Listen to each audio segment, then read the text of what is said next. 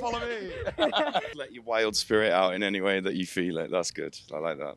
I think mentally I was kind of escaping around the world to hide a lot of issues I had in my head. I don't actually know how I dance. I had some Mick Jagger coming out of my breath or something. I started this character called Johnny Fixlot, right? Don't go and look at it, please. I'm going to delete it immediately.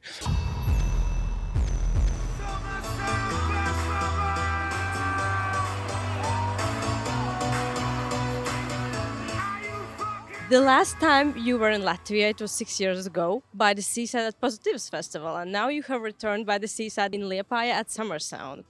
6 years. Do you feel like time is passing faster, or it has slowed down for you? I think like the period of time that I was doing the kind of earlier kind of era of me, I think it was moving so quick. And then I think as soon as the pandemic hit, I really took time to work out who I was, who I mentally was, all these things musically and all these things, and it kind of really slowed down. But and now definitely, yeah, it feels like it's been a long time. And I think because like when you guys see the show, it's quite different to what I used to do. So I think you can really feel the difference in how I've evolved as an artist almost. So.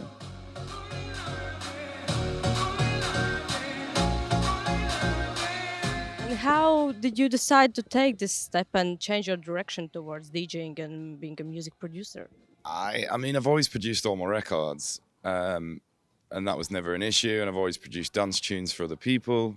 I've always been a dance producer and always been a DJ. So it was just, do you know what? Actually, from the bottom of my heart, I think it wasn't about me actually changing too much. It was more about the restrictions that were around me to release those so that I could then do what I've always wanted to do without being held in this thing. I think like the industry, especially in the UK or in pop in general, is so quick to be like labeled. Like when you're coming through, it's kind of like, who can we compare him to? I always remember Sam Smith and James Arthur being these comparisons. And then it was like, oh, no, he's John Newman now. And then it's like, stay as John Newman, stay as John Newman, this character. So as soon as you break that, it's an amazing feeling. But I think for me, it started from like just being sat at home and kind of, I think mentally I was kind of escaping around the world to hide a lot of issues I had in my head. So it was quite a really sad low point to then hit the pandemic and try and deal with these things. And I actually really struggled, and I didn't want to do music anymore. I couldn't deal with it. So it took about a year, and then I was like, I just started producing dance music again as usual. And then I was like, I'm going to bring that to John Newman. I'm going to bring it into the limelight. So yeah, it feels amazing to be doing it live. It feels completely different live, but I think in the studio it just feels quite normal actually, which is cool. So. And if you compare like being now behind a DJ desk on stage, what's the feeling? How it's different for you, and maybe the whole experience and approach? I think I've always been a guy that likes to sit in a studio. I'm a studio cat. Like I spend all my money on studio gear, and I've always sat there. I've always done that, and since being a little kid, I've always struggled with being the artist as it is, and like I think I put on this alter ego and this persona in the past to deal with it, but I can't find that person anymore because I don't want to be that person anymore, because that's the person that I didn't feel was great.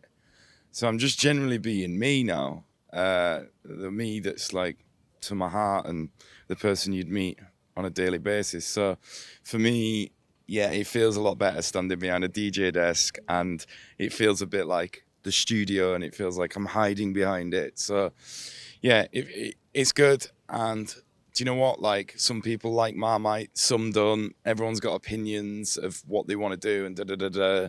But in 5 years' time, everyone will turn around and just totally forget what I did before, and hopefully it'll be really successful and they'll be like, what did he ever do differently? If you look at yourself now, what has changed in yourself, in your personality, and maybe what are you proud of? Honestly, the most proudest thing that I am proud of is I could sit here and be like, oh, I've had Brit nominations, I've had #1 singles, I've had all these views on YouTube, but like, that's not it. Like, and I think I'm getting into an older age. I think I'm proudest of myself that A, I'm in touch with my own self. B, I know how to make myself happy emotionally and in my mind more than ever before. I'm severely crazy stronger. And I think that like my proudest thing is that I've been able to change and adapt and be strong about my decision and do what I want to do, and be persistent about that. And I think people, yeah, I think that's hard for a lot of people in this world. So I'm really proud that I've been able to do that and hopefully inspire other people to do that. And what maybe helped you? What are the tools that brought you there? I think I still look. I mean, I still have like awful days where I struggle mentally, and with the job, because it is a job now. I'm getting older, and it's like, although I love doing it to the bottom of my heart, like it still works some days, and it's painful to do it. And I think I do struggle with that. I do struggle with the fan side of it. I really struggle with, like, to be honest, like I really appreciate the people that buy my music. I'm fully in touch with them in that way, but I struggle with the fan thing, and it's like, so yeah, there's things that still knock me off. There's things that still make me feel like, oh, is this really what I want to do? You know, a song comes out that I really love and it's not that successful or whatever. But I think the tools to get out of that are just persistence, and I think that's so key for me. Just to, you know, yeah, we might have a bad night's sleep or whatever, but wake up in the morning, or we might have a bad day. Just wake up in the next morning fresh and just start again, rebuild.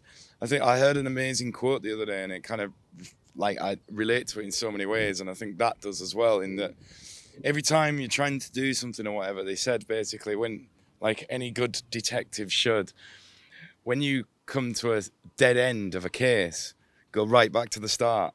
And I just think that's amazing, because I feel like I've done that complete with my career, and I'm pleasing the kid that was a DJ in a tiny little bedroom in a small town in England, and I'm also pleasing that producer and just everything. So yeah, I think I've really done that in my full career. But also I think at the end of the day, when you reach a dead end and you feel awful, just wake up and go back to the start and start again, and go for it, you know. But yeah. And do you feel like music is some kind of therapy for you? I know you've been quite open and personal in dedicating a song to your father. Yeah, I think, yeah, that's still a tricky one, which I don't want to get into, but I think it's totally a personal thing, and it's got to be, because it's, yeah, and I think that's why it affects you so much, because you've truly put everything into it, and you put your whole life on it, and you spend hours and hours and hours and hours working on this thing, because it is a personal thing. It's an extension of my body. It's coming out of my soul, and I'm recording it. So I think, yeah, I think that's why it sometimes gets in your head when things don't go the way that you wanted them and things like that. But I think you just got to remember that it's personal. So anything else after that, that's success or anything that comes with it, is just a benefit. You know, it's just an amazing thing. It's just a repercussion of you believing in what you're doing. So for me, it's fully coming from deep within, and from years and years of inspirations and music that I've studied, and everything that I've tried out. It's all in there, and now I feel like I'm at the pinnacle. But then, you know, like Enzo Ferrari said, my favorite car is the next car. So I'm sure that the favorite song is my next song. But yeah. And besides music, what else do you like to do? I remember seeing on your Instagram that you're quite handy and you were doing some furniture for your home. So what excites you? Do you know what? I started this character called Johnny Fix-a-Lot, right? It was a good laugh. Like, I really enjoyed it. But he started getting famous, like really famous. And I was like, no, this isn't the idea. It was kind of like just funny for me and my friends. And like, I didn't think that, like, I was a bit stupid, but like, I didn't think that too many people would be like jumping on it. And then I was like, way too many people follow Johnny Fix-a-Lot now. Don't go and look at it, please. I'm going to delete it immediately. And yeah, but I think in general, like, yeah, we were just renovating our house. I thought it was really funny in lockdown.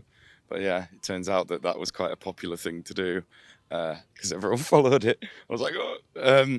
But in general, like, when I was talking about, like, in lockdown, funnily, Johnny Fix-a-Lot built a plunge pool, a cold water plunge pool. Like, I built that in my house because I love jumping in cold water, and I think it's really good for anxiety and stress and your mental state. So yeah, basically that is my hobby. Like, I love getting in cold water. I love taking that time to think about things. And I know it's the worst answer in the world, but my hobby still is music, to like every minute of the day, to be honest. But yeah. And actually, to prepare for tonight's show, I wanted to ask you to teach me a one dance move that we should learn. Follow me. uh, I don't know any. When I used to dance, this is the funny thing. I used to.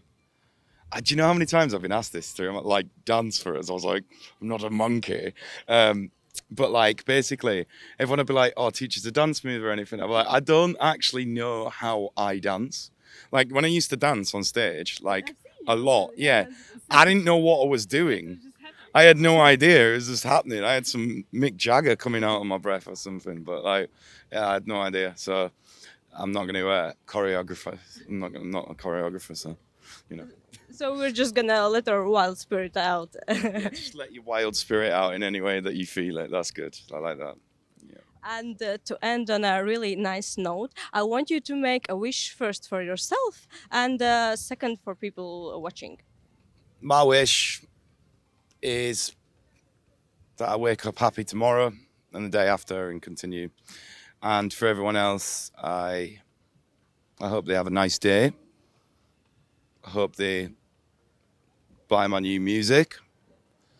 And I don't really know, but just enjoy your life, man.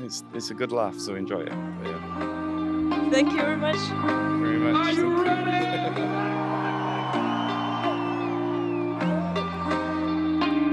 Thank you so much for giving me this opportunity, man. You look fucking beautiful.